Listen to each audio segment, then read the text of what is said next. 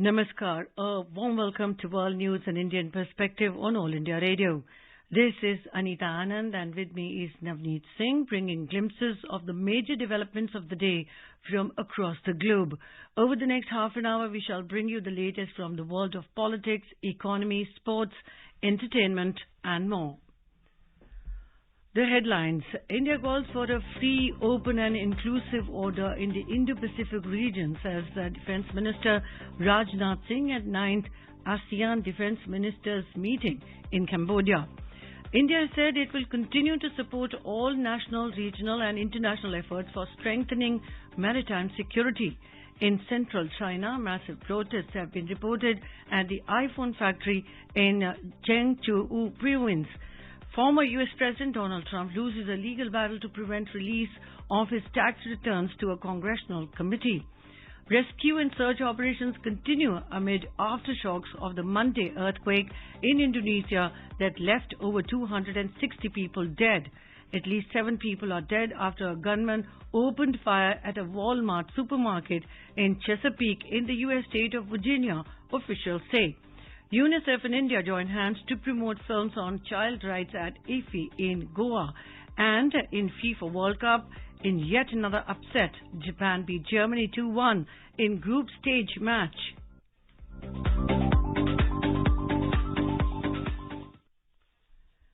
India has called for a free, open and inclusive order in the Indo-Pacific based upon respect for sovereignty and territorial integrity of all nations. Addressing the 9th ASEAN Defence Ministers meeting at Siem Reap in Cambodia on Wednesday, Defence Minister Rajnath Singh said New Delhi is concerned about complicating actions and incidents that have eroded trust and confidence and undermined peace and stability in the region. He added that India stands for the freedom of navigation and overflight, peaceful settlement of maritime disputes and adherence to international law. India has said it will continue to support all national, regional and international efforts for strengthening maritime security. Speaking at the UN Security Council meeting on peace and security in Africa on Tuesday, India's representative R. Ravinder said New Delhi has been engaged with countries in the region, particularly in the Gulf of Guinea, on maritime matters. Maritime security has been one of the key priorities for India in the UN Security Council. During India's presidency of the Security Council last year, Prime Minister Narendra Modi chaired a meeting on maritime security. A 3-day apex-level regional strategic dialogue of the Indian Navy, the Indo-Pacific Regional Dialogue 2022 began in New Delhi Wednesday. This is an annual international conference that seeks to foster exchange of ideas and promote deliberations on maritime issues relevant to the Indo-Pacific. Speaking on the occasion, Minister of State for Defence Ajay Bhatt said, India is well prepared to tackle threats in the maritime domain. He emphasized the need to increase the country's maritime capabilities, sustainable management of the nation's oceanic resources, and boosting military capabilities. Chief of the Naval Staff Admiral R. Hari Kumar outlined the Indian Navy's outreach in terms of fostering maritime cooperation in the Indo-Pacific. External Affairs Minister Dr. S. Jaishankar met with Iranian Deputy Foreign Minister for Political Affairs Bagheri Kani in New Delhi Wednesday. During the meeting, both the sides discussed bilateral cooperation, regional issues and joint comprehensive plan of action. Former U.S. President Donald Trump has lost legal bid to prevent the release of his tax returns to a congressional committee. The U.S. Supreme Court denied Trump's emergency application seeking to prevent the Treasury Department from releasing 6 years of tax returns. Earlier, as a president, Trump broke precedents by refusing to make his tax records public. During its presidential term, the Treasury Department refused to release the records. However, the Biden administration had argued that under the federal law, the Congressional Committee has the right to peruse taxpayer returns, including those of the president. Tuesday's court ruling is Donald Trump's second Supreme Court defeat in the past 2 months. In October, he asked the court to intervene in his legal battle over classified documents that were seized at his residence on 8th of August. The request was denied by the court. Minister of State for Health and Family Welfare Dr. Bharti Praveen Pawar will participate in the third Global High-Level Ministerial Conference on Antimicrobial Resistance to be held in Muscat, Oman on 24th and 25th of this month. She will deliver India's national statement during the opening session of the conference for the heads of the delegation. During the conference, Dr. Pawar will also have extensive discussions with other leaders, policymakers, key global experts, representatives from the private sector, civil society, research institutions and multilateral organizations on antimicrobial resistance, AMR. It is one of the greatest threats to global public health, preventing the treatment of bacterial diseases using antibiotics. The conference under the theme The AMR Pandemic from Policy to One Health Action will enhance international cooperation to tackle AMR and build on the success of the two previous high-level ministerial conferences held in the Netherlands in 2014 and 2019. The conference is also expected to pave the way for nations to come out with bold and specific political commitments in 2024 UN General Assembly high-level meeting on AMR. Minister of State for External Affairs and Education, Dr. Rajkumar Ranjan Singh, arrived in Dhaka on Wednesday to attend the 22nd meeting of the Indian Ocean Rim Association, IORA, in Dhaka on Wednesday. The 22nd IORA Council of Ministers meeting, chaired by Bangladesh, will be held on Thursday, 24th November in Dhaka.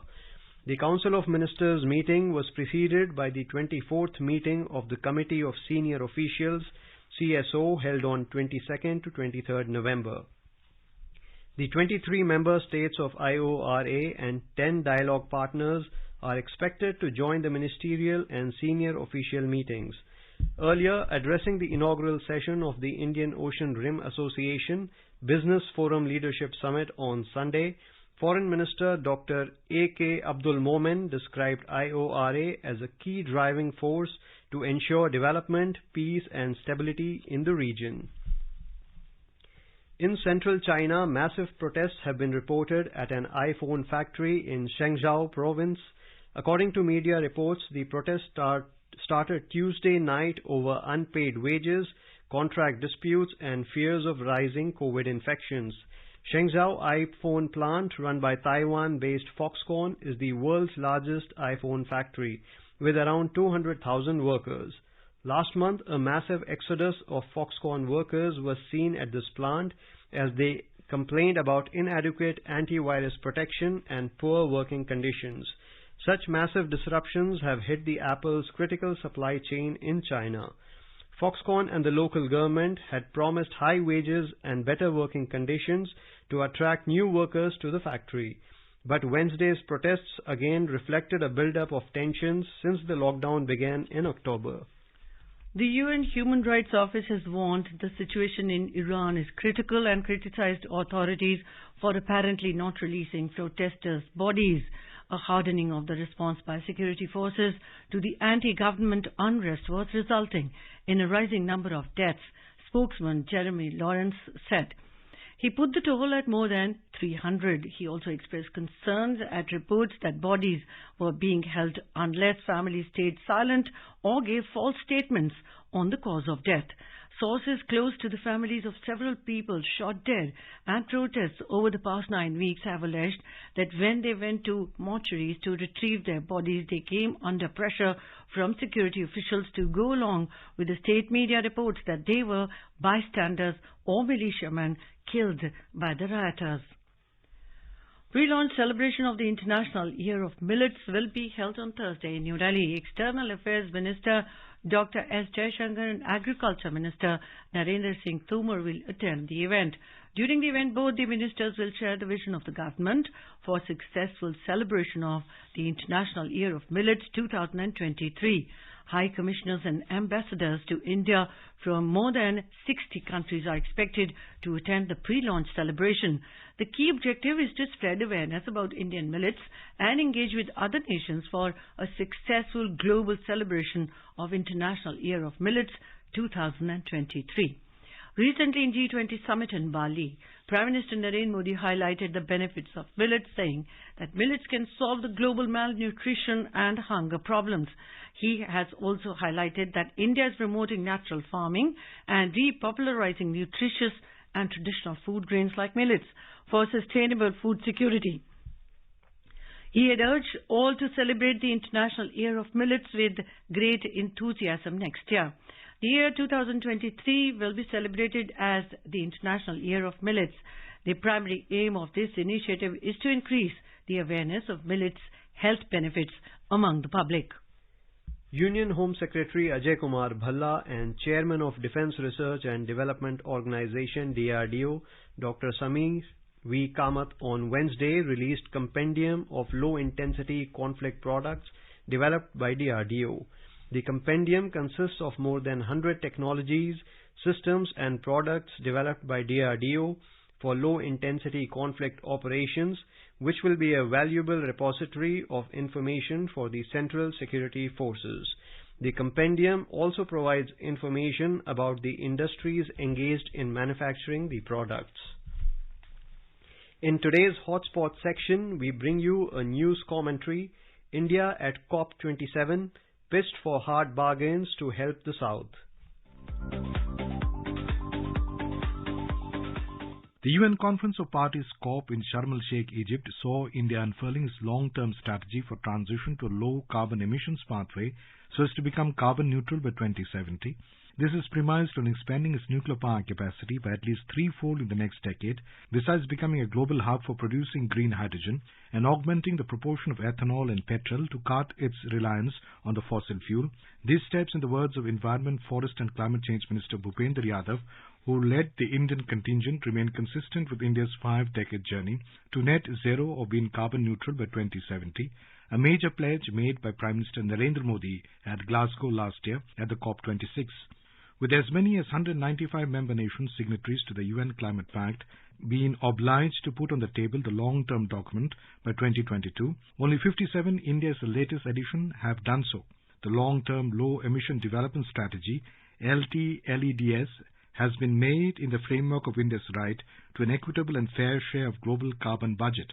Rightly, Mr. Yadav noted that we have ensured that the strategy emphasizes energy security, energy access and employment while keeping focus on a vision of Atmanirbhar Bharat, self-reliant India. The document succinctly sums up that India aspires to maximize the use of electric vehicles with ethanol blending to reach 20% by 2025 against 10% now, and a strong shift to public transport for passenger and freight traffic.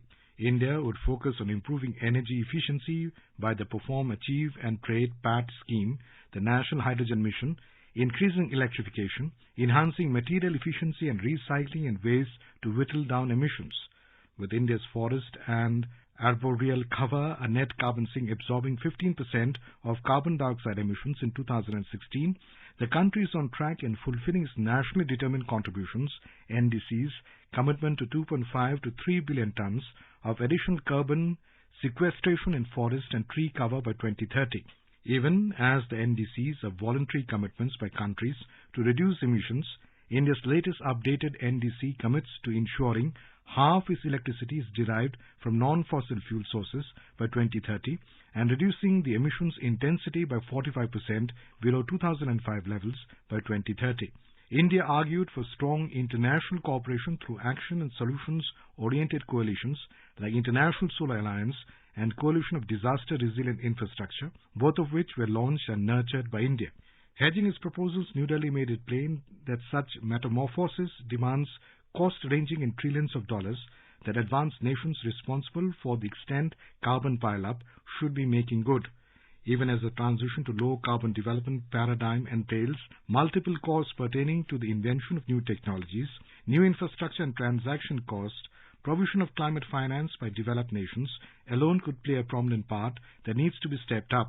India made it point-blank, sense much ado, rightly recalling the Prime Minister Modi's laconic point of India's vision of a safe planet in Glasgow a year ago about the acronym LIFE, Lifestyle for Environment.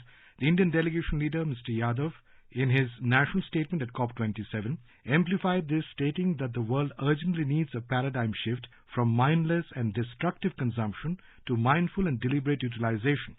We are trustees of this planet Earth. We must nurture it through sustainable lifestyles that optimize resource use and minimize waste. India, with Brazil, China and South Africa, the basic bloc, stoutly opposed the proposal of the European Union EU for levy of tax on carbon-intensive products such as iron and steel, cement, aluminium and electricity generation from 2026, contending that this could result in market distortion. They also excoriated advanced countries, for they had backtracked on finance and mitigation commitments and pledges, and there was marked increase in the consumption and production of fossil fuels in the past year by them. They said adaptation was not still being accorded priority, despite the opportunities and linkages with loss and damage, which refers to a demand by developing nations to have an institutional system to finance nations hit by harrowing climate change for the planetary damage that has already occurred. On the issue of money to poor countries to cope with climate change and also about the phase down of all fossil fuels, India's steadfastness remained, while the conference was extended by a day than the scheduled closure.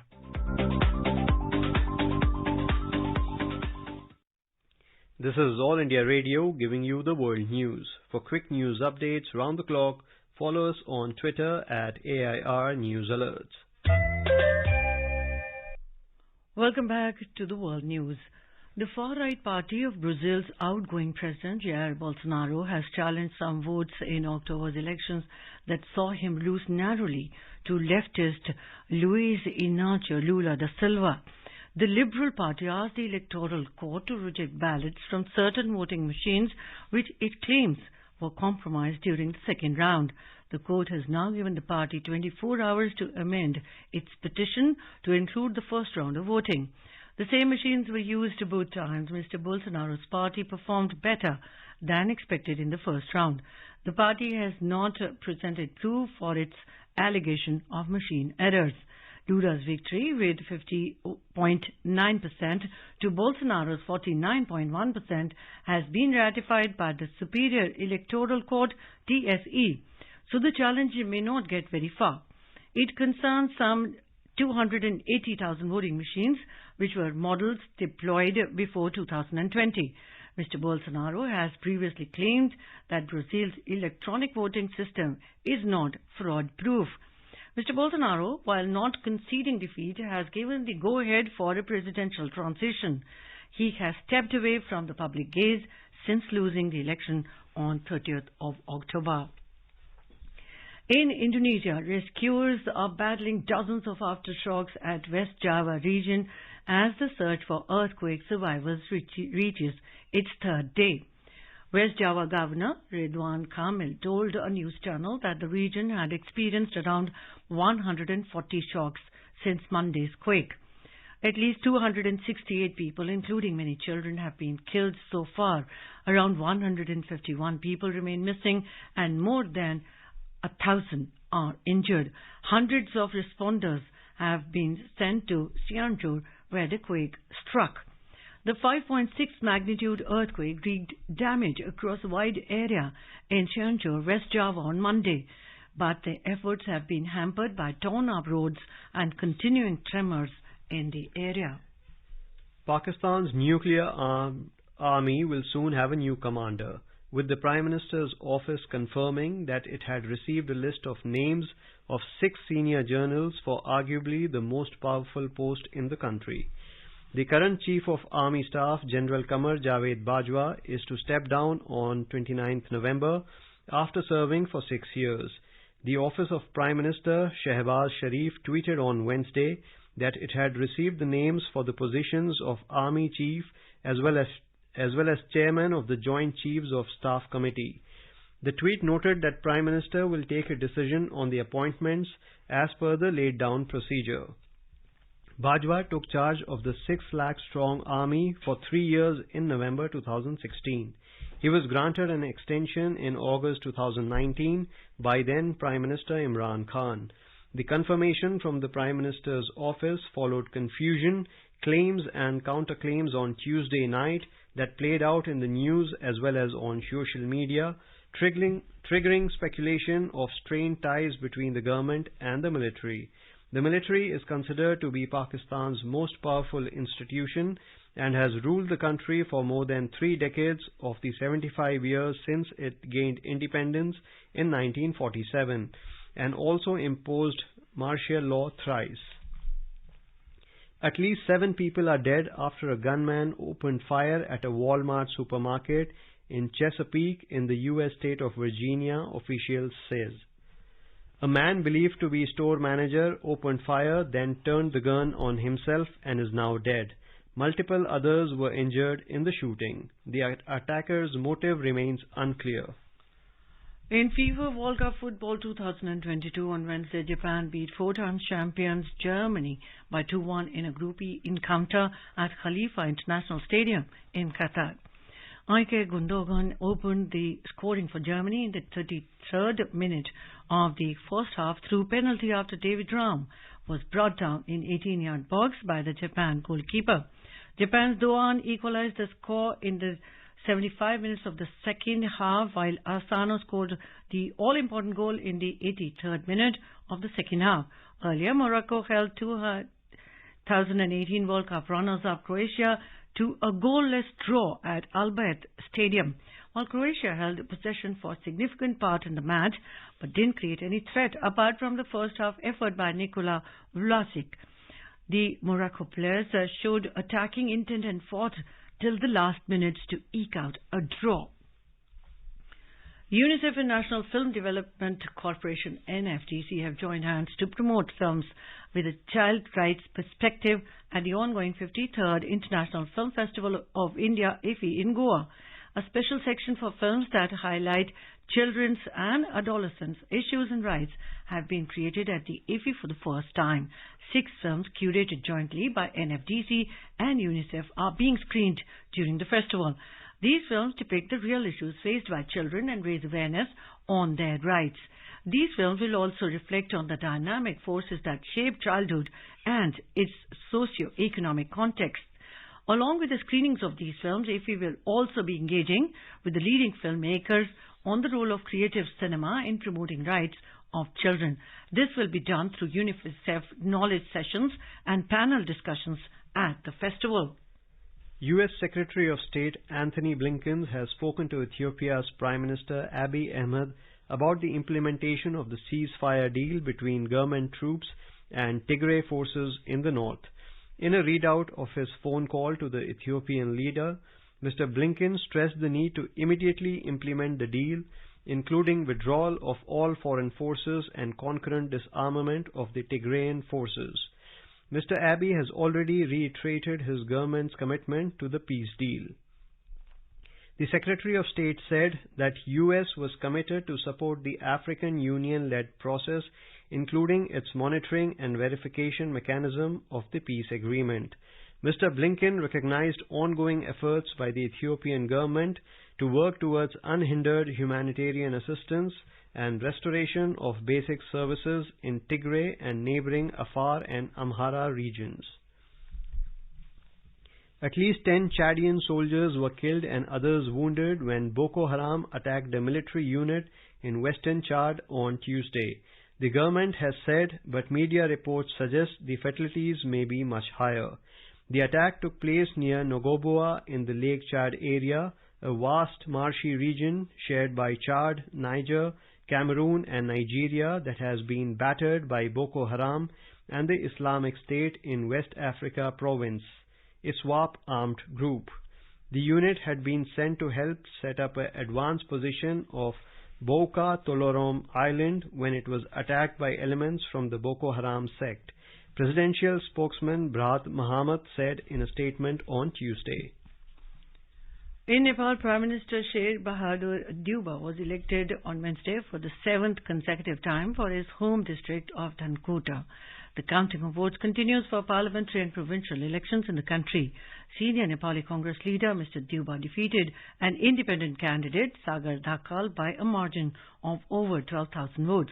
The parliamentary and provincial elections were held on the 20th of this month.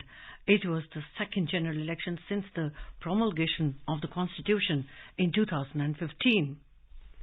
The European Parliament has declared Russia a state sponsor of terrorism, saying Moscow's deliberate attacks and atrocities in Ukraine violate human rights and international humanitarian laws. European lawmakers passed a resolution on Wednesday, with 494 members voting in favour, 58 against and 44 abstaining. The resolution said deliberate attacks and atrocities carried out by the Russian Federation against the civilian population of Ukraine, the destruction of civilian infrastructure and other serious violations of human rights and international humanitarian law amounts to acts of terror. However, the move is largely symbolic, as the European Union has no legal framework to back it up. Ukrainian President Volodymyr Zelensky welcomed the vote, saying Russia must be isolated at all levels and held accountable. Zelensky urged the United States and other countries to follow suit, as he accused Moscow of targeting civilians, an allegation Russia denies. The EU, US and United Kingdom have already imposed unprecedented sanctions on Russia over its war in Ukraine. A contingent of the Indian Special Forces troops are currently engaged in a bilateral joint training exercise, Garuda Shakti, with Indonesian Special Forces at Sangga Buana Training Area in Karawang. The exercise is the 8th edition of the series of bilateral exercises under this banner, and this is a part of military-to-military exchange programs. The exercise, which commenced on 21st November 2022, aims at enhancing understanding, cooperation and interoperability between the special forces of both armies. The Sensex and Nifty today witnessed modest gains. Both stock indices rose amid positive cues from global share markets. The Sensex closed above the 61,500 mark, while the Nifty settled above 18,250 level. A report from the business desk. The Sensex added 92 points or 0.15% to finish at 61,510. The Nifty also appreciated 23 points or 0.13% to end at 18,267. At the global stock markets, Asian stocks gained except Singapore's Straits Times, which fell marginally by 0.1%. Hong Kong's Hang Seng Index gained 0.6%, South Korea's Kospi added 0.5%, and China's Shanghai Composite Index rose 0.3%. Trade didn't take place in Japan's Nikkei 225. European shares were mixed in intraday trade. Global crude prices declined around 2% in intraday trade. Brent crude was trading at $86.50 per barrel. Back home, gold rose 40 rupees at the multi-commodity exchange for December contracts. The precious metal was trading at 52,330 rupees per 10 grams. Silver also gained 555 rupees to trade at 61,440 rupees per kilogram for December contracts when reports last came in. Gaurang Dhawanlal for World News, All India Radio. Now let us take a look at the major developments around the world as reported in the foreign press. The Financial Times reports Supreme Court clears the way for lawmakers to access Trump tax records. The Guardian writes that Sierra Leone's president defends a large education budget as a necessary risk. A quick look at the headlines once again. India calls for a free, open and inclusive order in the Indo-Pacific region, says Defence Minister Rajnath Singh at the 9th ASEAN Defence Ministers meeting in Cambodia. India has said it will continue to support all national, regional and international efforts for strengthening maritime security.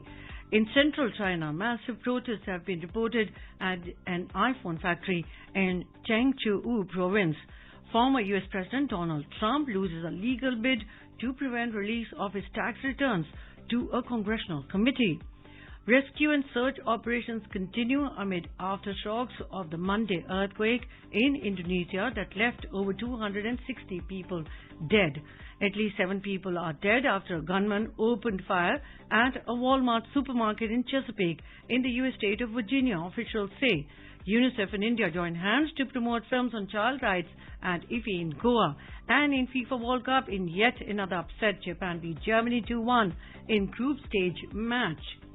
And now before we end, let us listen to Mahatma Gandhi's favorite bhajan, Vaishnav Jan, by artists from Latvia.